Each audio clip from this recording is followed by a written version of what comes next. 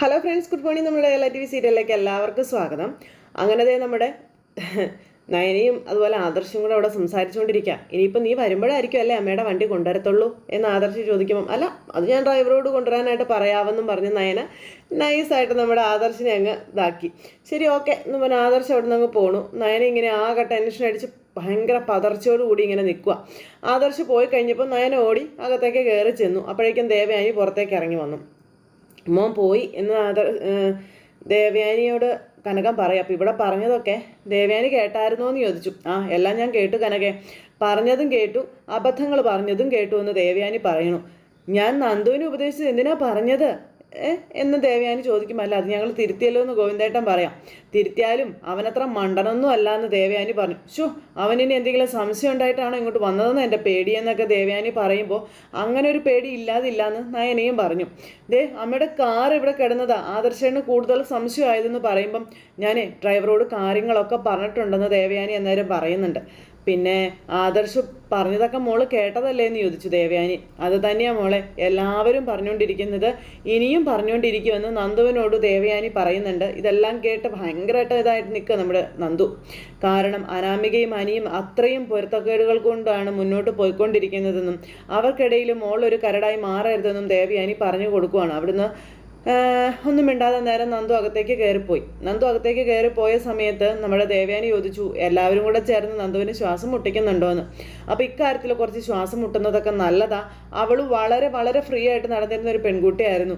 അനിയായിട്ടുള്ള അടുപ്പത്തിന് ശേഷമാണ് അവൾ ആകെ ഡൗൺ ആയി പോയതെന്നൊക്കെ പറയുമ്പം അനിയുടെ കാര്യവും അത് അങ്ങനെ തന്നെയല്ലേ മോളെ. അവൻ പിള്ളേരുകളിൽ മാറാതെ നടക്കുന്നു എന്നുള്ളൊരു പരാതി മാത്രമേ ഞങ്ങൾക്ക് ഉണ്ടായിരുന്നുള്ളൂ. അവനാണെങ്കിലോ ഇപ്പോൾ ഭയങ്കര സീരിയസ് ആയിട്ട് നടക്കുകയാണെന്നൊക്കെ അന്നേരം പറഞ്ഞിട്ട് നേരത്തെ കവിതയെ പറ്റിയൊക്കെ ആയിരുന്നു അവൻ്റെ ചിന്ത.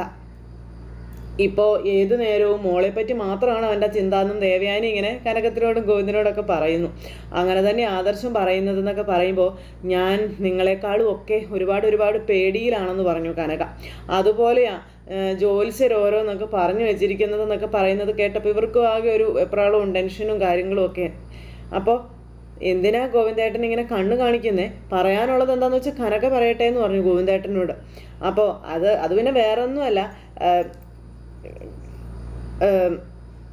ഞാനൊരു ദിവസം ഒരു ജോത്സ്യനെ കണ്ടപ്പോൾ ആ ജോത്സ്യൻ തറപ്പിച്ച് പറഞ്ഞതാ, നന്ദൂട്ടൻ ആരെയാണോ സ്നേഹിക്കുന്നത് അയാളെ തന്നെ വിവാഹം കഴിക്കുള്ളൂ എന്ന്.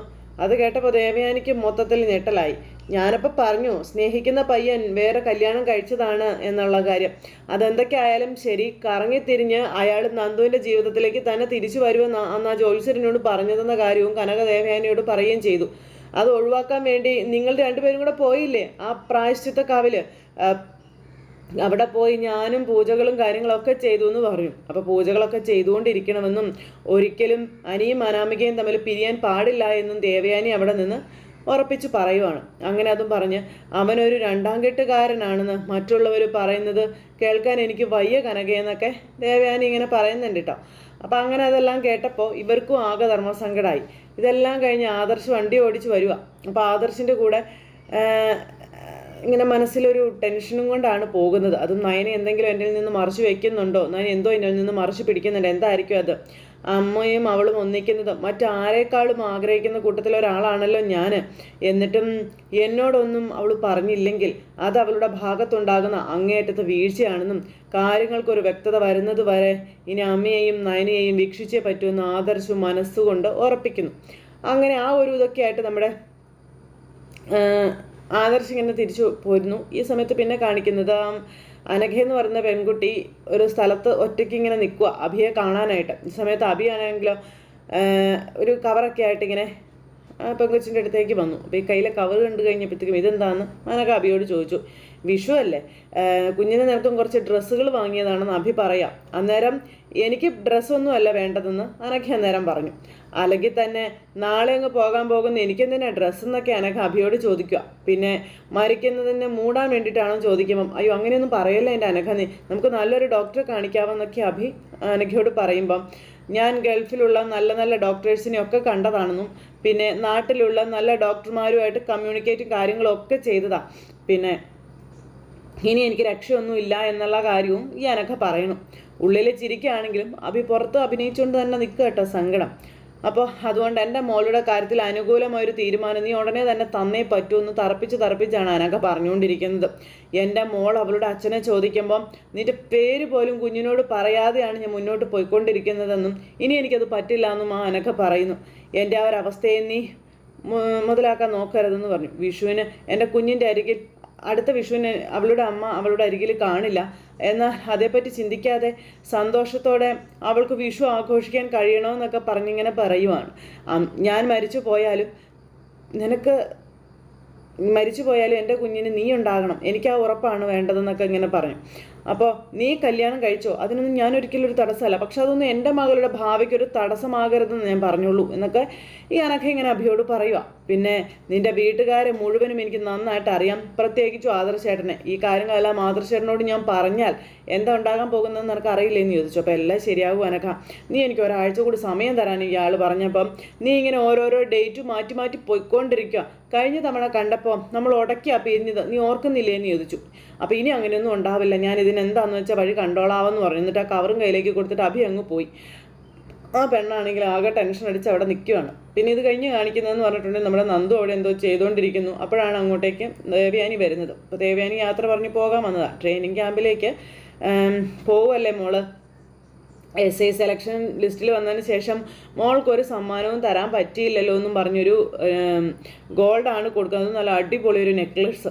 ആ നെക്ലേസ് നന്ദുവിന് സമ്മാനമായി ദേവയാനി കൊടുത്തപ്പോൾ ഭയങ്കര സന്തോഷത്തിൽ നമ്മുടെ നന്ദു അങ്ങനെ നിൽക്കുക കേട്ടോ. അയ്യോ ഇതൊന്നും എനിക്ക് വേണ്ടായിരുന്നു എന്ന് പറഞ്ഞപ്പോൾ ഇതൊരു തുടക്കമാണെന്നും ഇനി മോളുടെ കല്യാണം ഞാനും ആദർശം കൂടെ നിന്ന് മുന്നിൽ നിന്ന് നടത്താൻ പോവുകയാണെന്ന കാര്യം ദേവയാനി പറഞ്ഞു. അത് ഗംഭീരമായിട്ട് തന്നെ നടത്തുകയും ചെയ്യുമെന്ന് പറഞ്ഞു.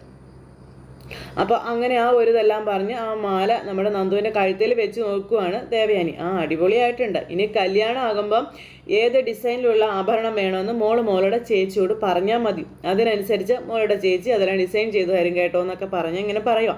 ഇതുവരെ ഇറങ്ങാത്ത ഫാഷനിലുള്ള ഡിസൈൻ ആഭരണങ്ങളായിരിക്കും അതിന് മോൾക്കുണ്ടാക്കി തരാൻ പോകുന്നതെന്നും പറഞ്ഞിങ്ങനെ പറയുമ്പോൾ ഇവിടെ കല്യാണമൊന്നും വേണ്ടാന്നും പറഞ്ഞാൽ നിൽക്കുന്നത് അമ്മയെന്ന് നായന പറയുന്നത് കേട്ടു. അപ്പം അത് മോളല്ലല്ലോ തീരുമാനിക്കുന്നത്, ആണോ? SI പോസ്റ്റിംഗ് കഴിഞ്ഞാൽ ഉടനെ തന്നെ നല്ലൊരു പയ്യനെ കണ്ടുപിടിച്ച് ഞങ്ങൾ മോളെ അയാൾക്കൊപ്പം വിട്ടോളാമെന്ന് ഈ ദേവയാനി ഇങ്ങനെ പറഞ്ഞു. ഒരു പോലീസ് ഓഫീസർ തന്നെ ആകുന്നതായിരിക്കും നല്ലത് എന്നൊക്കെ ഇങ്ങനെ പറയുമ്പം അത് തന്നെ ഞാനും അങ്ങോട്ട് പറയാൻ വന്നത് എന്ന് നമ്മുടെ ദേവയാനിയും പറഞ്ഞു. മോളെ ഒരു പോലീസ് ഓഫീസറുടെ ജീവിതത്തിലേക്ക് തന്നെയാണ് കടന്നു ചെല്ലേണ്ടത് എന്ന് ദേവയാനി പറയുമ്പോൾ ഇനി ഇവക്ക് സിവിൽ സർവീസ് എഴുതണമെന്നാണ് പറയുന്നതെന്ന് നയന പറഞ്ഞു. അങ്ങനെയാണെങ്കിലേ കല്യാണം കുറച്ചുകൂടി നീട്ടിക്കൊണ്ട് പോകാവുന്നതേ ഉള്ളല്ലേ, അപ്പം പിന്നെ കല്യാണം കഴിഞ്ഞാലും സിവിൽ സർവീസ് എടുക്കാവുന്നതേ ഉള്ളല്ലോ എന്നൊക്കെ നമ്മുടെ ദേവയാനി ഇങ്ങനെ പ്ലാനിങ്ങോടുകൂടി സംസാരിച്ചുകൊണ്ടിരിക്കുകയാണ്. പിന്നെ ഞാൻ പോകുന്നതിന് മുൻപേ പറഞ്ഞ കാര്യം ഒന്നുകൂടി മോളെ ഓർമ്മിപ്പിക്കുകയാണ്. അനിയുടെ കാര്യത്തിൽ മോള് കുറച്ചുകൂടി അകലം പാലിക്കണം കേട്ടോ. മോൾക്ക് അനിയോടും അവന് മോളോടും സ്നേഹമാണെന്ന് ഇവിടെ എല്ലാവർക്കും അറിയാം, എങ്കിലും മോൾ ഇതെല്ലാം നിയന്ത്രിക്കണം എന്നിങ്ങനെ പറയുമ്പോൾ അങ്ങനെയൊന്നും ഇല്ല എന്നും പറഞ്ഞുകൊണ്ട് നന്ദു ഇങ്ങനെ നിൽക്കുക കേട്ടോ. പെട്ടെന്ന് കനക പറഞ്ഞു, ഇതെല്ലാവരും നിന്നോട് വീണ്ടും വീണ്ടും ഓർമ്മിപ്പിക്കുന്ന കാര്യമല്ലേ മോളെ എന്ന് പറയുന്നു. അതെനിക്ക് മനസ്സിലാകുന്നുണ്ടമ്മേ എന്ന് നന്ദുവും പറയുന്നു. മനസ്സിലാകുന്നുണ്ട്, പക്ഷേ ഈ ഒരു കാര്യം മാത്രം അനുസരിക്കാൻ നിനക്ക് കുറച്ച് ബുദ്ധിമുട്ടുണ്ടെന്ന് നയന പറയുമ്പം അനിയെ തീർത്തും അവോയ്ഡ് ചെയ്യുന്നത് അവന് വിഷമമാണെന്ന് നന്ദു പറഞ്ഞപ്പം മോൾക്ക് അവനോട് നല്ല സ്നേഹമുണ്ട്, ആ ഒരു സ്നേഹം മോള് മനസ്സിൽ സൂക്ഷിച്ചോ, ഒരു സൗഹൃദമായിട്ടിരുന്നാൽ മതിയെന്ന് നേരത്തേക്കും പറഞ്ഞു കൊടുക്കുക ദേവയാനി. പക്ഷേ അതിനെ മറ്റൊരു രീതിയിൽ കാണരുതെന്നാണ് ഞങ്ങൾ പറഞ്ഞത്, മോൾക്ക് മനസ്സിലായോ എന്ന് ചോദിച്ചു. അങ്ങനെ കണ്ടു കഴിഞ്ഞാലേ അനിയും അനാമികയും തമ്മിലുള്ള ബന്ധം തകരുമെന്നുള്ള കാര്യം 100% ഉറപ്പാണെന്നും പറഞ്ഞു കൊടുത്തു. അങ്ങനെ ഇവർ പറഞ്ഞ് നന്ദുവിനെ ഇറിറ്റേറ്റ് ചെയ്തുകൊണ്ടേ ഇരിക്കുക. അപ്പോൾ വലിയൊരു സമ്മാനം തന്നിട്ട് മോളെ ഞാൻ വിഷമിപ്പിച്ചെന്ന് തോന്നണുണ്ടോ എന്ന് ചോദിച്ചപ്പം അയ്യോ അങ്ങനെയൊന്നുമില്ല, ഒരിക്കലും ഇല്ല എന്ന് നന്ദു. ശരി, മോൾ മിടുക്കിയാണെന്നും പിന്നെ ഇന്നത്തെ പെൺകുട്ടികൾക്കില്ലാത്ത പല കഴിവും മോൾക്കുണ്ടെന്നൊക്കെ ദേവയാനി ഇങ്ങനെ പറഞ്ഞു. ചിലരൊക്കെ ചോദിക്കാറുണ്ട്, എന്തൊക്കെ പറഞ്ഞാലും ആൺകുട്ടികളുടെ കരുത്തിനൊപ്പം പെൺകുട്ടികൾക്ക് പിടിച്ചു നിൽക്കാൻ പറ്റുമോ എന്നൊക്കെ. അതിനൊക്കെയുള്ള ഏറ്റവും വലിയ ഉത്തരമാണ് മോളെപ്പോലുള്ള പെൺകുട്ടികൾ എന്നൊക്കെ പറഞ്ഞ് നമ്മുടെ ദേവയാനി ഇങ്ങനെ അതോരാതെ നന്ദുവിനെ പുകഴ്ത്തിക്കൊണ്ടേ ഇരിക്കാം. കരുത്തരായ ആണുങ്ങൾക്ക് പോലും മോളുടെ മുന്നിൽ പിടിച്ചു നിൽക്കാനായിട്ട് കഴിയില്ല എന്നൊക്കെ പറഞ്ഞ് അതൊക്കെ നമ്മൾ സ്ത്രീകൾക്ക് വളരെ അഭിമാനമുള്ള കാര്യമല്ലേ. അതോടൊപ്പം മനസ്സിന് കുറച്ച് ബലവും കാര്യങ്ങളൊക്കെ വേണം. നമ്മളെ സ്നേഹിക്കുന്നവർക്ക് വേണ്ടി ചിലതൊക്കെ ത്യജിക്കാനായിട്ട് തയ്യാറാകണമെന്നും പറഞ്ഞു കൊടുത്ത് ഇങ്ങനെ പറയുന്നു. ആദർശ് വന്നതുകൊണ്ട് ഇടയ്ക്ക് എല്ലാവരും ഒന്ന് ഭയന്നെങ്കിലും സത്യം പറഞ്ഞ തൃപ്തിയോടുകൂടി തന്നെയാട്ടോ ഞാൻ തിരിച്ചു പോകുന്നത്. ഇനി ഈ നാടകം തുടരുന്നിടത്തോളം കാലം ഇതുപോലൊക്കെ ഇടയ്ക്കിടയ്ക്കൊക്കെ ഞാൻ വരാൻ കേട്ടോ എന്നൊക്കെ ദേവയാനി പറഞ്ഞിട്ട് പറഞ്ഞങ്ങ് പോവുക. അപ്പോൾ ദേവയാനി അങ്ങ് പോയപ്പം അമ്മ പറഞ്ഞതൊക്കെ നീ കേട്ടല്ലോ, നീയായിട്ട് എനിക്ക് അനാമികയോടുള്ള വെറുപ്പ് കൂട്ടാനിടയാവരുതെന്ന് നയനിയും നന്ദുവിനോട് പറഞ്ഞിട്ട് നയനി അങ്ങ് പോയി. നന്ദു ആകെ ധർമ്മസങ്കടത്തിൽ നിൽക്കുക. അപ്പോൾ അങ്ങനെ ആ ഒരു ഇത് പറഞ്ഞിട്ട് അവരെല്ലാവരും പോയി കഴിഞ്ഞപ്പോൾ നന്ദു ഈ ഒരു മാലയും കൈ പിടിച്ചുകൊണ്ട് ഇങ്ങനെ ചിന്തിക്കാം, എനിക്ക് ഇപ്പം കിട്ടിയ സമ്മാനത്തെക്കാളും ഒരുപാട് മൂല്യമുണ്ട് അനുയുമായിട്ടുള്ള ആ ഒരു സൗഹൃദത്തിന്, അവൻ്റെ സ്നേഹത്തിന്. പക്ഷേ എന്തു ചെയ്യാൻ പറ്റും അനി, ഞാൻ നിസ്സഹായിയാണെന്നും പറഞ്ഞുകൊണ്ട് നന്ദു ഇങ്ങനെ അവിടെ ഇരുന്ന് പറയുക. എന്നിട്ട് സങ്കടത്തോടെ ഇരിക്കുന്നു. അത് കഴിഞ്ഞ് പിന്നെ അച്ഛനും മോനും കൂടെ വണ്ടിയിൽ പോവുക, അതായത് ആദർശും അതുപോലെ ജയനും കൂടി. അങ്ങനെ അവർ രണ്ടുപേരും കൂടെ വണ്ടിയിൽ പോയിക്കൊണ്ടിരിക്കുന്ന ഈ സമയത്ത് നീ ഓഫീസിൽ എല്ലാവർക്കും വിഷുക്കോടി കൊടുത്തായിരുന്നോ എന്ന് ചോദിച്ചു ജയൻ. ആ കൊടുത്തല്ലോ അച്ഛാ, എല്ലാവർക്കും കൊടുത്തു. അച്ഛാ, ഞാൻ നന്ദാവനത്തിൽ ചെന്നപ്പോഴേ അമ്മയുടെ കാർ അവിടെ കിടപ്പുണ്ടായിരുന്നു എന്ന് പറഞ്ഞു ആദർശ്. നയന ആ കാറിൽ വന്നു എന്നാണ് എന്നോട് പറഞ്ഞത്. നയനമോൾ അങ്ങനെ അവളുടെ കാറൊന്നും എടുത്തുകൊണ്ട് പോവാറില്ലല്ലോ എന്ന് അച്ഛൻ പറയുകയും ചെയ്തപ്പോൾ ഞാൻ അവളെ കൂടുതൽ ക്വസ്റ്റ്യൻ ഒന്നും ചെയ്തില്ല അച്ഛാ. പിന്നെ അച്ഛൻ പറഞ്ഞ് ഇതേ സംശയം എനിക്കും ഉണ്ടെന്ന കാര്യവും പറഞ്ഞ് അതുകൊണ്ടാണ് ഞാൻ ഓഫീസിലേക്ക് വരാനായിട്ട് വൈകിയതെന്നുള്ള കാര്യവും പറഞ്ഞ് ആദർശ് പറഞ്ഞപ്പോൾ ഞാൻ അവിടെ ചെല്ലുമ്പോഴേ കാര്യമായിട്ട് ഭക്ഷണം ഒരുക്കിയിട്ടുണ്ടായിരുന്നു എന്നും ഒരു മുന്നറിയിപ്പും ഇല്ലാതെ ആണ് ഞാൻ കയറി ചെന്നത്. എന്നിട്ടും വിരുന്നൊരുക്കിയതുപോലെയാണ് ഫുഡൊക്കെ ഒരുക്കി വെച്ചിരുന്നതെന്ന് പറയും. അപ്പോൾ അതിന് അവിടെ വിരുന്നുകാരെങ്കിലും വന്നായിരുന്നോ എന്ന് അച്ഛൻ ചോദിക്കുമ്പം അമ്മേ അവിടെ ഉണ്ടോ എന്ന് എനിക്കൊരു സംശയം ഉണ്ട് അച്ഛാ. അവളവിടെ ഉണ്ടെങ്കിൽ നീ കാണത്തില്ലടാ മോനെ. സാധാരണ ഞാൻ അവിടെ ചെല്ലുമ്പോൾ റെസ്റ്റ് എടുക്കുന്ന ഒരു മുറിയുണ്ട്. ആഹാരം കഴിച്ചിട്ട് യാത്ര പറഞ്ഞിട്ട് പോകാതെ ഞാൻ ആ മുറിയിലേക്ക് ചെന്നപ്പോഴേ ഒരു കാരണവശാലും ആ മുറിയിൽ കയറരുതെന്ന് നയനയും അവളുടെ അച്ഛനും എന്നോട് പറഞ്ഞെന്ന കാര്യം ആദർശ അച്ഛനോട് പറയുകയും ചെയ്തു. അവിടെ പൊടിയും അഴുക്കൊക്കെയാന്ന് പറഞ്ഞു. അങ്ങനെയെങ്കിൽ ആ മുറിയിൽ കയറി നീ നോക്കണ്ടായിരുന്ന മോനെ. അവളുടെ അച്ഛനൊക്കെ കയറണ്ടെന്ന് പറയുമ്പോൾ പിന്നെ അവർ അവിശ്വസിക്കുന്നത് ശരിയാണോ അച്ഛാ, ഞാൻ അതുകൊണ്ടാണ് കയറാതിരുന്നതെന്ന് ആദർശ് പറഞ്ഞു നേരം. എന്നിട്ടും വേറൊരു മുറിയിൽ കുറച്ച് നേരം ഇരുന്നിട്ടാണ് ഞാൻ ഇങ്ങോട്ടേക്ക് പോകുന്നതെന്നൊക്കെ പറഞ്ഞു. ഇനി അമ്മായിമ്മയും മരുമകളും തമ്മിൽ അങ്ങനെ ഒന്നിച്ചോടാ മോനെ. അച്ഛാ, അങ്ങനെ ഒന്നിച്ചിട്ടുണ്ടെങ്കിൽ അവളത് ആദ്യം എന്നോടല്ലേ പറയേണ്ടതെന്ന് ആദർശ് ചോദിച്ചു. അതെ, ദേവയാനി മറച്ചു വെച്ചാലും നയനമോൾ ഉറപ്പായിട്ടും നിന്നോട് അതിനെപ്പറ്റി സംസാരിക്കേണ്ടതാണെന്ന് അച്ഛനും പറഞ്ഞു. ഇനി എന്തായാലും ഇതിൻ്റെ ഒരു അവസാനം കണ്ടിട്ടേ ഞാൻ അടങ്ങത്തുള്ളൂ എന്നും ആദർശ് ജയനോട് തറപ്പിച്ചു പറഞ്ഞു. അപ്പോൾ ദേവയാനി അവളെ ഒരുപാട് താഴ്ത്തി കെട്ടിയിട്ടുണ്ട്. ഇനിയിപ്പോൾ അതൊക്കെ മറന്നിട്ട് മരുമകളെ സ്നേഹിച്ചാൽ നമ്മുടെ മുഖത്ത് നോക്കാൻ അവളെ കൊണ്ട് പറ്റുമോ? ഇനിയിപ്പോൾ അമ്മ അത് മറച്ചു വെച്ചാലും നയനെ അത് ഒരിക്കലും എന്നോട് പറയാതിരിക്കാൻ പാടില്ല എന്ന് പറഞ്ഞു ആദർശ്. അപ്പോൾ വെറുതെ സംശയമുള്ളിൽ വെച്ചുകൊണ്ടിരിക്കാൻ പാടില്ല. അതുകൊണ്ട് നീ പറഞ്ഞതുപോലെ ഇതിൻ്റെ സത്യാവസ്ഥ കണ്ടുപിടിക്കുക വേണ്ടതെന്ന് അച്ഛൻ മോനോട് പറഞ്ഞു കൊടുത്തു. ദേവയാനി അമ്പലത്തിലേക്കാണെന്നും പറഞ്ഞ് പോകുന്നത് നയനയുടെ വീട്ടിലേക്കാണെങ്കിൽ അത് കണ്ടുപിടിച്ചേ പറ്റൂ. അതിന് ഞാൻ പൂർണ്ണ പിന്തുണ നിനക്ക് തരികയാണെന്നും പറഞ്ഞു ജയൻ. അപ്പോൾ അമ്മ അവളെ സ്നേഹിക്കണേന്ന് ഞാൻ പ്രാർത്ഥിക്കാത്ത ദിവസങ്ങളില്ലെന്ന് അച്ഛൻ അറിയാവുന്നതാണല്ലോ. അതിന് ഒരുപാട് നേർച്ചകൾ വരെ ഞാൻ നേർന്നിട്ടുണ്ട്. പക്ഷേ അതേസമയം തന്നെ നയനയെ അമ്മ സ്നേഹിക്കുന്നുണ്ടെങ്കിൽ അമ്മ അറിയാതെ അത് എന്നോട് പറയാനുള്ള ഒരു ബാധ്യത അത് നയനക്കില്ലേ അച്ഛാന്ന് ചോദിച്ചു. അത് അവൾ എന്നോട് ചെയ്തില്ല എങ്കിൽ അതെനിക്ക് വലിയ വിഷമാവും അച്ഛാന്നൊക്കെ ആദർശ് അച്ഛനോട് ഇങ്ങനെ പറഞ്ഞു. അങ്ങനെ അച്ഛനും മോനും കൂടി ഇതിനെപ്പറ്റി സംസാരിച്ചുകൊണ്ട് ഇങ്ങനെ അങ്ങോട്ട് പോകുന്നു. ഇത് കഴിഞ്ഞതിന് ശേഷം പിന്നെ ഗോവിന്ദേട്ടനെയും കനകത്തിനെയും കാണിക്കുന്നത്. അപ്പോൾ നന്ദമോൾക്ക് വലിയൊരു നെക്ലേസുമായിട്ടാണ് ആദർശമോൻ്റെ അമ്മ വന്നത്. ക്യാമ്പിലേക്ക് പോകുന്നതിന് മുൻപേ ഒരു സമ്മാനം കൊടുത്തതാണെന്നും പറഞ്ഞ് അച്ഛനും അമ്മയും കൂടെ സംസാരിച്ചുകൊണ്ടിരിക്കുമ്പോൾ ദേവയാനി നന്ദുവിനെ കെട്ടിപ്പിടിച്ചുകൊണ്ട് ഇങ്ങോട്ട് വരിക. അപ്പോൾ ഇതിൻ്റെയൊക്കെ വല്ല ആവശ്യമുണ്ടോ ആദർശിൻ്റെ അമ്മ എന്ന് അച്ഛൻ ചോദിച്ചു. അപ്പോൾ ആവശ്യമുണ്ടെന്ന് തോന്നിയതുകൊണ്ടല്ലേ വാങ്ങിച്ചുകൊണ്ട് വന്നത്. ഇനിയിപ്പോൾ SI ആയിട്ട് വന്നു കഴിഞ്ഞാൽ പിന്നെ ഉടനെ തന്നെ കല്യാണമൊക്കെ ഉണ്ടാകുമല്ലോ, ഞങ്ങൾ തന്നെ മുന്നിൽ നിന്ന് ആ മംഗളകർമ്മം നടത്തി തരുമെന്നൊക്കെ ദേവയാനി പറഞ്ഞു. അപ്പോൾ ദേവയാനി സ്വർണവും പണമൊന്നും ഇല്ലെങ്കിലും ഇപ്പോഴത്തെ എല്ലാവരുടെയും മാറ്റത്തിൽ ഞങ്ങൾക്ക് വലിയ സന്തോഷമുണ്ടെന്ന് കനകം പറഞ്ഞു. എനിക്കാണെങ്കിൽ അതിലേറെ സന്തോഷമാണെന്നും പിന്നെ എന്തായാലും എത്രയും പെട്ടെന്ന് നല്ലൊരു പയ്യനെ കണ്ടുപിടിക്കണമെന്നും ഒക്കെ ദേവയാനി പറയണു. അടുത്ത വിഷുവിന് മോളെ വിവാഹം കഴിക്കുന്ന ആളും ഇവിടെ വേണമെന്ന കാര്യവും പറഞ്ഞു. അപ്പോഴൊന്നും നന്ദു ഒരക്ഷരം പോലും മിണ്ടുന്നില്ല. അപ്പോൾ എനിക്ക് പെട്ടെന്ന് കല്യാണമൊന്നും വേണ്ട കേട്ടോ എന്നങ്ങനെ പറയുകയും കൂടെ ചെയ്തു കേട്ടോ. അപ്പോൾ അച്ഛനും അമ്മയും കൂടെ അങ്ങോട്ടും ഇങ്ങോട്ടും ഇങ്ങനെ നോക്കുക. മോൾക്ക് 10-24 വയസ്സ് കഴിഞ്ഞില്ലേ എന്ന് ദേവയാനി ചോദിച്ചു. അവൾക്ക് ജോലി കിട്ടിയിട്ട് ഈ നാട്ടിലെ ഗുണ്ടകളൊക്കെ ഒതുക്കിയിട്ട് കല്യാണം കഴിക്കാനായിരിക്കുമെന്ന് നമ്മുടെ നവ്യ നേരം പറഞ്ഞു. ഞാൻ പറഞ്ഞില്ലേ, ഈ സാധനം കാക്കയിട്ട് കഴിഞ്ഞാൽ പിന്നെ ഒരു ബാധ കയറിയതുപോലെ ആയിരിക്കും ഇതിന്. ഇഷ്ടപ്പെടാത്ത എന്തെങ്കിലും കണ്ടാൽ പിന്നെ മാറ്റി വയ്ക്കുന്ന ഏർപ്പാടില്ല, നല്ല ഇടിയായിരിക്കും എന്നൊക്കെ ഇങ്ങനെ പറയുമ്പം അതാ ഞങ്ങളുടെ പേടിയെന്ന് ഗോവിന്ദേട്ടനും പറഞ്ഞു. അപ്പോൾ കുടുംബമായിട്ട് ജീവിക്കുന്നവർ അധികം പ്രശ്നത്തിലേക്കൊന്നും പോയി ചാടരുത് കേട്ടോ മോളെ. അപ്പം തെറ്റ് കണ്ടാൽ പ്രതികരിക്കാതിരിക്കാൻ കഴിയില്ലല്ലോ എന്ന് നന്ദു പറഞ്ഞു നേരം. ആ സമയത്ത് ആരുടെയും മുഖം നോക്കാനൊന്നും പറ്റത്തില്ലല്ലോ എന്നൊക്കെ. ആ സമയം എന്നാൽ പിന്നെ എല്ലാവർക്കും നല്ലൊരു വിഷാശംസകളെന്നൊക്കെ ദേവയാനി പറഞ്ഞു. അല്ല അതുമാത്രം മതിയോ, എന്തെങ്കിലും കഴിക്കാനും കൂടെ വേണ്ടേന്ന് ചോദിച്ചപ്പം അയ്യോ തൽക്കാലം ഇപ്പോൾ ഒന്നും വേണ്ട കേട്ടോ, ഒന്നും എടുക്കണ്ട, അവിടെ എല്ലാവരും കാത്തിരിക്കുക, അവിടെ പോയി കഴിച്ചില്ലെങ്കിൽ മറ്റുള്ളവർ സംശയിക്കില്ലേ എന്ന് ചോദിച്ചു. ആ മോളും വാ, പർച്ചേസ് കഴിഞ്ഞിട്ട് മോളെ ഞാൻ ഇങ്ങോട്ടേക്ക് പറഞ്ഞു വിടാമെന്ന് പറഞ്ഞു ദേവയാനി. പിന്നെ വിഷു കഴിഞ്ഞ ഉടനെ മോളെ പറഞ്ഞേക്കണം കേട്ടോ ഒന്ന് ദേവയാനി പറയുമ്പം ഇനി തിരിച്ച് അയച്ചില്ലെങ്കിലും ബലമായി വന്ന് കൂട്ടിക്കൊണ്ട് പോകുമല്ലോ എന്ന് അച്ഛൻ. അപ്പോഴത്തേക്കും പുറത്തുനിന്ന് വണ്ടിയുടെ ശബ്ദം കേട്ടു. നോക്കുമ്പോൾ ആരാ? അബിയെ കണ്ടപ്പോഴത്തേനും ഇവർ ഞെട്ടി. അയ്യോ അബി എന്ന് പറഞ്ഞുകൊണ്ട് ഇവരിങ്ങനെ വല്ലാണ്ട് വെപ്രാളം കയറി ഇങ്ങനെ ഇരിക്കുന്നു. അപ്പോഴേക്കും ഓടി ദേവയാനി അകത്തേക്ക് പോയി, നയനയും കൂടെ പോയി.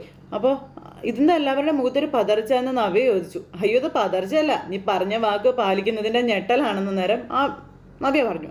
എന്തായാലും നീ ഇന്ന് വന്നല്ലോ, അപ്പോൾ ഞാൻ നിന്നെ പലപ്പോഴും പറഞ്ഞു പറ്റിച്ചതുകൊണ്ടാണ് നിനക്ക് അങ്ങനെയൊക്കെ തോന്നുന്നതല്ലേ എന്ന് അബി ചോദിക്കും കേട്ടോ. എന്നിട്ട് പിന്നെ അബിദേ നമ്മുടെ നവ്യയെ ഞെട്ടിച്ചുകൊണ്ട് നവ്യയ്ക്കൊരു ഗിഫ്റ്റൊക്കെ കൊണ്ടുവന്ന് കൊടുത്തു. ഇതെല്ലാം ദേവയാനിയും നയനയും അകത്ത് നിന്ന് കാണുക. ഒരു മോതിരം മേടിച്ചുകൊണ്ട് കൊടുത്തത്. ഇതൊന്ന് നോക്കിക്കേ, ഇത് നിൻ്റെ വിരലിൽ ചേരുന്നുണ്ടോ എന്ന് നോക്കുന്നൊക്കെ പറയുമ്പം അതൊക്കെ ചേരുമെന്ന് നവ്യ അഭിയോട് പറയണം. അപ്പോൾ മോള് പോലും പ്രതീക്ഷിക്കാതെ മോളെ ഞെട്ടിച്ചതല്ലേ, അതുകൊണ്ട് മോള് മോനെയും കൂട്ടി അകത്തേക്ക് പോകാൻ പറഞ്ഞു നവ്യ. ഈ സമയത്ത് അവർ രണ്ടുപേരും, അതായത് നയനയും ദേവയാനിയും കൂടെ ആ മുറിയിൽ നിന്ന് അപ്പുറത്തെ മുറിയിലേക്ക് മാറി നിൽക്കുക. അങ്ങനെ അവർ രണ്ടുപേരും കൂടെ അകത്തേക്ക് കയറിപ്പോയി. അപ്പോൾ അവർ രണ്ടുപേരും അകത്തേക്ക് കയറിപ്പോയി കഴിഞ്ഞപ്പോഴേക്കും ഇന്ന് വന്നതുകൊണ്ട് എന്തായാലും നല്ല നല്ല കാഴ്ചകളൊക്കെ കാണാൻ പറ്റിയെന്ന് ദേവയാനി വന്നിട്ട് പറയുന്നു. അതെ അമ്മേ, എന്തെങ്കിലും ചോദിക്കുകയാണെങ്കിലേ ഞാൻ പർച്ചേസിന് പോയതാണെന്ന് പറഞ്ഞാൽ മതി എന്ന് പറഞ്ഞു. അതൊക്കെ ഞങ്ങൾ പറഞ്ഞോളാം, നിങ്ങൾ വേഗം ചെല്ലാൻ പറഞ്ഞു. അങ്ങനെ രണ്ടുപേരെയും ഇവർ പറഞ്ഞു വിട്ടിട്ട് ഇങ്ങനെ നിൽക്കുക. അപ്പോൾ അങ്ങനെ രണ്ടുപേരും ഇങ്ങനെ നിൽക്കുമ്പോഴും വീണ്ടും നന്ദുവിനോട് അനിയുടെ കാര്യം ഇവർ പറയുന്നത്. അപ്പോൾ അല്ല എൻ്റെ കാർ അവൻ കണ്ടില്ലായിരിക്കോ? അയ്യോ എന്തോ എനിക്കതിനെപ്പറ്റി ആരെങ്കിലും ശ്രദ്ധിച്ചില്ലെന്നാണ് തോന്നുന്നതെന്ന് കനകം പറഞ്ഞു. ഓ തമ്മേ. അങ്ങനെ അവർ രണ്ടുപേരും കൂടെ അവിടുന്ന് പോയി. ഇക്കൊല്ലം ഏതായാലും നല്ലൊരു വിഷുവാണ് നമുക്ക് കിട്ടിയതല്ലേ ഗോവിന്ദേട്ടാ എന്ന് ചോദിച്ചുകൊണ്ട് ദേവയാനി നയനെ അങ്ങ് പോയി കഴിഞ്ഞപ്പോൾ കനകം പറഞ്ഞുകൊണ്ട് ഇങ്ങനെ അവിടെ നിൽക്കുന്നു. അങ്ങനെ ആ ഒരു സിറ്റുവേഷൻ കാണിച്ചുകൊണ്ട് ഇന്നത്തെ കഥ അവസാനിച്ചു. അപ്പോൾ എല്ലാവരും കാത്തിരുന്ന് കാണണം കേട്ടോ. എല്ലാവർക്കും നല്ലൊരു ദിവസം ആശംസിക്കുകയാണേ. നന്ദി.